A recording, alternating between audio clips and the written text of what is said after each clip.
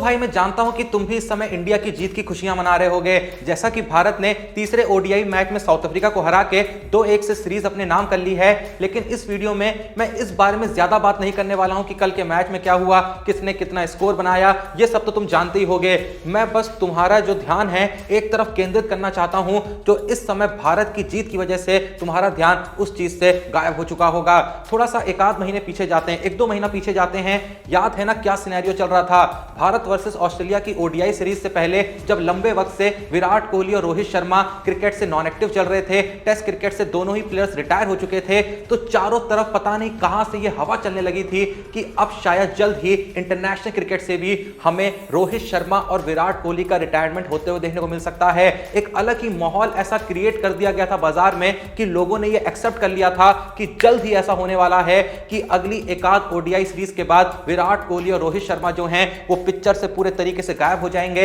इसमें एक बहुत बड़ा हाथ था बीसीसीआई के मैनेजमेंट के लोगों का, कोचिंग स्टाफ के कुछ लोगों का। इशारों ही इशारों में आप समझ गए होंगे मैं किन की बात कर रहा हूं, क्योंकि जो भी हो रहा था इनकी वजह से हो रहा था। इस बात को हर कोई जानता है कि विराट कोहली और रोहित शर्मा ये दोनों ही अपनी मर्जी से टेस्ट क्रिकेट छोड़ना नहीं चाहते थे। दोनों ही कहीं ना कहीं तैयारी कर रहे थे टेस्ट क्रिकेट में बेहतर कमबैक करने की, लेकिन एक मैसेज इनको क्लियरली पहुंचा दिया गया था कि हम कल की तरफ देख रहे हैं, हम युवाओं की तरफ देख रहे हैं, हम कल की टीम बनाने को देख रहे हैं, हम अगली WTC साइकिल की तरफ देख रहे हैं, और फिलहाल आप टेस्ट टीम में फिट नहीं बैठते हैं। और जब इन दोनों ने टेस्ट क्रिकेट से अपनी मर्जी से रिटायरमेंट की घोषणा कर दी, जबकि इनकी मर्जी थी नहीं, जैसा मैंने कहा कि ऐसा माहौल क्रिएट कर दिया गया कि ये लोग मजबूर हो गए थे टेस्ट क्रिकेट से रिटायर होने के लिए। उसके बाद भाई बीसीसीआई के उन लोगों को और कोचिंग स्टाफ के उन शातिर लोगों को ऐसा लगा कि जब हम इनको मजबूर कर सकते हैं टेस्ट क्रिकेट छोड़ने के लिए, तो सिर्फ ओडीआई क्रिकेट में बचे हैं, T20 ऑलरेडी छोड़ चुके हैं, सिर्फ ये लोग ओडीआई में बोझ बने हुए हैं। और कहीं ना कहीं अगर ये दोनों ओडीआई से भी चले जाते हैं तो ओडीआई में भी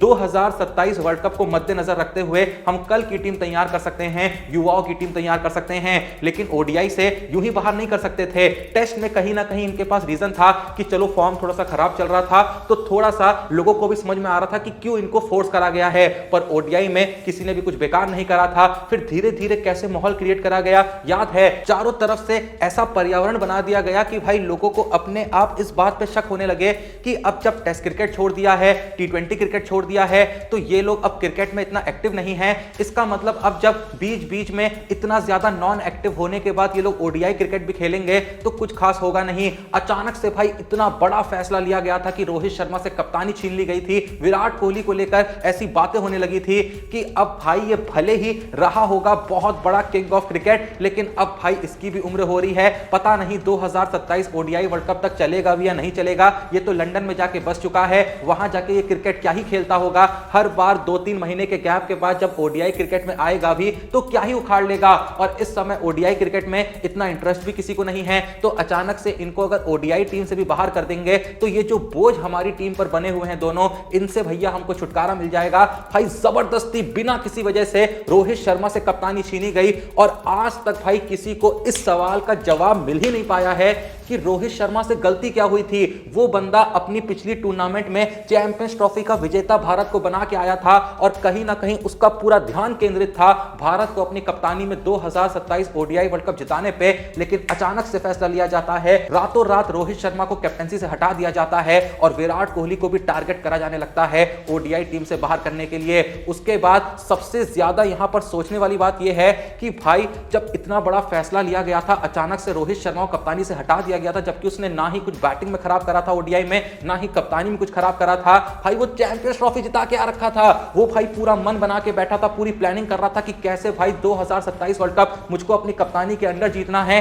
वो सपने सजा रहा था, वो हर जगह बस वर्ल्ड कप की बात करे जा रहा था। लेकिन उसके बावजूद जब कप्तानी छीनी जाती है तो भाई सोचो, एक भी स्टेटमेंट यहां पर ना ही रोहित शर्मा की तरफ से ना ही विराट कोहली की तरफ से आता है। बोलने को बहुत कुछ कह सकते थे, बोलने को विराट कोहली स्टेटमेंट जारी कर सकते थे कि भाई यार ऐसा कुछ नहीं है, मैं नहीं जाना चाहता हूं, मैं खेलना चाहता हूं, सब कुछ बढ़िया चल रहा है। रोहित शर्मा कह सकते थे कि यूं ही कप्तानी से हटाया गया है, जबकि कुछ नहीं बोला किसी ने। भाई इन्होंने मौन बना के रखा था। अजीत अगरकर से लेके कोचिंग स्टाफ के लोगों ने यह तक कह दिया कि रोहित शर्मा और विराट कोहली नॉन कमिटल हैं। कई ऐसी खबरें आई कि विराट कोहली जो हैं वो अगरकर के फोन का जवाब नहीं दे रहे हैं, वो कमिटेड ही नहीं है भारत के लिए क्रिकेट खेलने के लिए। इतनी सारी बातें करी गई कि बस भाई लोग अपने आप में ये सोचने लगे कि ये लोग भाई सच में अब इंटरेस्टेड नहीं है क्रिकेट खेलने में, तो इनके फैंस को भी थोड़ा सा भाई यहां पर उनके मन में शक पैदा करा गया कि इनकी जो फैन फॉलोइंग है वो भी कम होने लगे और लोगों का जो इनके प्रति इंटरेस्ट है वो भी नीचे नीचे भाई गिरने लगे। पर आखिर में क्या होता है, आखिर में रोहित शर्मा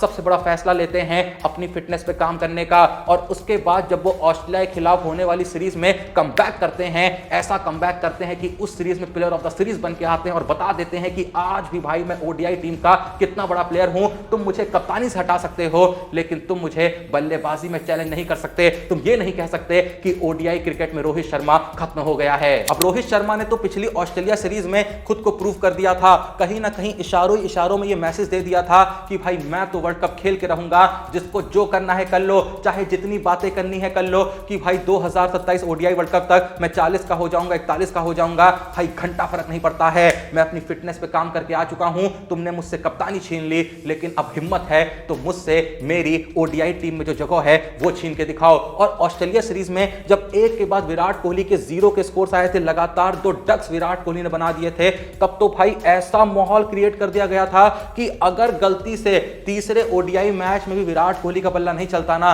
ये लोग उस बंदे को बाहर कर देते और कहीं ना कहीं फिर से ऐसा माहौल क्रिएट कर देते कि विराट कोहली ने जिस तरीके से मजबूर होकर टेस्ट क्रिकेट छोड़ा था वैसे ही वो ओडीआई क्रिकेट छोड़ देते। पर विराट कोहली ने कहा कि भाई शब्दों से जवाब नहीं दूंगा। पहले ऑस्ट्रेलिया के खिलाफ ही सीरीज में तीसरे ओडीआई मैच में शानदार पारी खेली और उसके बाद भाई जब साउथ अफ्रीका के खिलाफ इस ओडीआई सीरीज में आए तो मन में भाई सोच कर आए थे अब कुछ ऐसा करूंगा या तो आर या तो पार, और भाई आर पार ऐसा किया। सबसे पहले धोनी भाई साहब से जाके मिले, वहां जो भी बात करी होगी पता नहीं भाई क्या बात हुई, लेकिन उसका असर कुछ ऐसा हुआ कि विराट कोहली ने साउथ अफ्रीका के खिलाफ खेली गई सीरीज में 3 इनिंग में 302 रन जड़ दिए, 151 की एवरेज से, एक अशतक लगाया, 2 शतक लगाए, तीसरा भी शतक बहुत ही आराम से आ सकता था, लगातार 3 शतक भाई एक ही सीरीज में आ सकते थे, वो तो भाई टारगेट ही छोटा था। और पारियां भी कोई ओंगी पोंगी नहीं खेली भाई, बहुत बातें ऐसी भी करी गई थी कि विराट कोहली खुद खेले खेलते हैं। 2023 ओडीआई वर्ल्ड कप के बाद से विराट कोहली ने ओडीआई क्रिकेट में मात्र 1 छक्का लगाया है,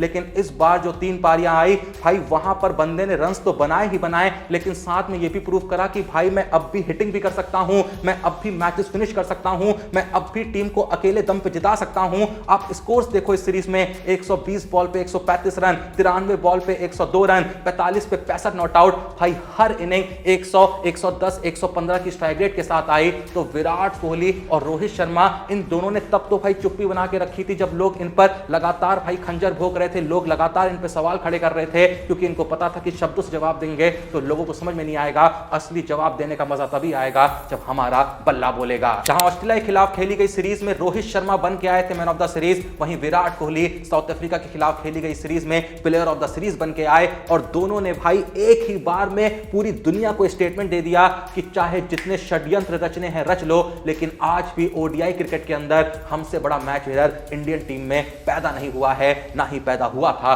और ना ही पैदा होगा। और देखो भाई अंदर ही अंदर ये बात हर कोई जानता है, अंदर ही अंदर सबको ये पता है कि भाई बहुत से लोग अब भी हैं बीसीसीआई के अंदर, कोचिंग स्टाफ के अंदर, जो इस बात से बिल्कुल भी खुश नहीं है कि रोहित शर्मा और विराट कोहली का बल्ला चल रहा है, क्योंकि भाई जो ओडीआई सीरीज में जीत मिली है इसका क्रेडिट अब उन लोगों को थोड़ी मिलेगा। अगर 2 पल के लिए मान लो रोहित शर्मा और विराट कोहली इस सीरीज में नहीं होते तो पहले तो भाई ये सीरीज हम जीतते ही नहीं, क्योंकि पहले ओडीआई मैच में अगर विराट कोहली की वो सेंचुरी नहीं आई होती, 120 बॉलों पे 135 रन का वो कंट्रीब्यूशन नहीं आया होता, तो पहला ओडीआई मैच भी लगभग हम हार ही गए थे। वो तो अंतिम ओवरों में हमने पहला ओडीआई मैच खींच लिया, दूसरा ओडीआई मैच तो बहुत ही आसानी से हारे, पहला ओडीआई मैच भी हार सकते थे अगर वहां पे विराट कोहली नहीं होते। पर 2 पल के लिए मान लेते हैं कि अगर भारत ये सीरीज जीत चुका होता रोहित शर्मा और विराट कोहली के एब्सेंस में, तो जाहिर सी बात है उन बाहर बैठे लोगों को जिनको क्रेडिट खींचने की आदत है वो कहीं ना कहीं क्रेडिट खींच ही लेते, चाहे कोई उनको देता या नहीं देता। लेकिन अभी जो पूरा क्रेडिट जा रहा है वो टीम को जा रहा है, सबसे ऊपर रोहित शर्मा और विराट कोहली को जा रहा है। और ये बात भाई तुमको भी पता है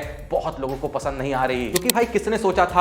सोचा था कि भाई 1.5-2 महीने पहले तक जिन 2 प्लेयरों को बाहर करने का पूरा इतना गंदा माहौल क्रिएट कर दिया गया था, वही 2 प्लेयर इन 2 सीरीज में, चाहे ऑस्ट्रेलिया के खिलाफ खेली गई सीरीज हो चाहे साउथ अफ्रीका के खिलाफ खेली गई सीरीज हो, किसने सोचा था कि ये 2 प्लेयर्स इन 2 सीरीज में इंडिया के लिए क्या उस सीरीज के ही लीडिंग रन गेटर होंगे। उसके अलावा भाई कल के दिन जिस तरीके से यशस्वी जायसवाल की सेंचुरी आई बहुत ही अच्छा लगा, क्योंकि भाई साहब देखो बंदा डिजर्विंग है, लेकिन किसी वजह से मौका नहीं मिल पाता। यहां पर मैं ये नहीं कहूंगा कि भाई गिल से ज्यादा वो डिजर्विंग है ओडीआई में, गिल भी बहुत ही शानदार प्लेयर हैं ओडीआई क्रिकेट के। 2 पल के लिए क्रिकेट T20 में उनकी जगह को हम फिर भी क्वेश्चन कर सकते हैं, लेकिन ओडीआई में वो डिजर्व करते हैं टीम में रहना। पर जायसवाल को मौका मिला, पहले 2 मैच में कुछ खास नहीं कर पाए थे, लेकिन तीसरे मैच में सेंचुरी लगा के उन्होंने बताया कि भाई चलो सिनेरियो ऐसा है कि मेरी ओडीआई टीम में जगह नहीं बन रही है, लेकिन मैं एक इंपॉर्टेंट प्लेयर हूं ओडीआई में, आने वाले वक्त में मेरे बारे में सोचिएगा। उसके अलावा बहुत लोगों को खुशी इस बात से मिली कि ऋतुराज गायकवाड़ को थोड़ा सा यहां पर मौका दिया गया। पहली पारी में फ्लॉप होने के बाद दूसरी पारी में उन पर भरोसा टिकाया गया और सीरीज खत्म होने के बाद कहीं ना कहीं गौतम गंभीर ने भी प्रेस कॉन्फ्रेंस में एक थोड़ी सी अच्छी बात कही। ज्यादा अच्छी बातें वो करते नहीं हैं, उन्होंने ज्यादा विराट और रोहित की बात तो नहीं करी, लेकिन ये जरूर कहा कि गायकवाड़ एक बहुत ही अच्छे प्लेयर हैं, फिलहाल हम प्रेजेंट में रहना चाहते हैं। गायकवाड़ ने साउथ अफ्रीका ए के खिलाफ शानदार पारियां खेली थी और हम चाहते थे कि 4th पोजीशन के आसपास गायकवाड़ को हम ट्राई कर सकें, इसीलिए हमने गायकवाड़ को चांस दिया। और उन्होंने ये भी कहा कि गायकवाड़ और जायसवाल जो है आने वाला फ्यूचर उनके लिए काफी मैसिव है, तो उम्मीद करते हैं कि इनको आने वाली सीरीज में अगर मौका मिल पाए तो अच्छे से मौका दिया जाएगा और अच्छे से टेस्ट किया जाएगा। उम्मीद करते हैं कि कुछ ऐसा सिनेरियो क्रिएट हो कि ये हमको 2027 ओडीआई वर्ल्ड कप में इंडियन टीम की टीम में दिखें। और सबसे बड़ी बात भाई जिसके बारे में इस सीरीज के अंत होने के बाद बात नहीं करी जाएगी, वो बात है केएल राहुल की। भाई उस बंदे ने एज अ कैप्टन भाई जिस तरीके से पहले 2 ओडीआई मैच में फिनिशिंग टच दिया, जबकि बंदा अपनी बैटिंग पोजीशन से थोड़ा सा नीचे खेल रहा था, 6ठी पोजीशन पे बैटिंग करने के लिए आ रहा था, फिनिश करने का काम उसने अपने ऊपर ले लिया था और भाई उस काम को भी उसने निभा के दिखाया है और बता दिया है भाई मैं वो बंदा हूं, चाहे जिस पोजीशन पे जो काम दोगे मैं निराश नहीं करूंगा। तुमने कप्तानी दी, मैंने कप्तानी में सीरीज जिता दी, तुमने मुझे फिनिशिंग का काम दिया, तुमने क्या भाई मैं ही कप्तान था, मैंने खुद को फिनिशिंग का काम दिया और वो काम भी मैंने हर मैच में करके दिया है, तो उससे भी मुझे तो पर्सनली काफी ज्यादा खुशी हुई। तो फिलहाल तो भाई अब उम्मीद यही करते हैं कि आने वाली किसी सीरीज में अगर रोहित शर्मा और विराट कोहली के साथ थोड़ी सी चीजें ऊपर नीचे भी हो जाती हैं तो भाई कुत्तों की तरह लोग इन पे भौंकने नहीं लगेंगे, कुत्तों की तरह इनको लोग टारगेट नहीं करने लगेंगे। भाई रोहित शर्मा विराट कोहली दोनों ने ही पिछली 2 सीरीज में प्रूव कर दिया है कि चीजें ऊपर नीचे होती रहती हैं, लेकिन हमसे बड़ा प्लेयर फिलहाल ओडीआई क्रिकेट में इंडियन टीम के लिए क्या ओडीआई क्रिकेट में दुनिया के लिए समय हमसे बड़ा प्लेयर ना ही कुछ वक्त पहले था, ना ही कोई अभी है और ना ही एक लंबे वक्त तक कोई आ सकता है, लंबे वक्त तक क्या कभी भी नहीं आ सकता है। उम्मीद है कि यह मैसेज उन सभी चिरमुहों को पहुंच गया होगा जो इनको बहुत लंबे वक्त से टारगेट करने में लगे थे। अब तुम्हारा क्या कहना है? क्या तुम्हें लगता है कि रोहित शर्मा और विराट कोहली को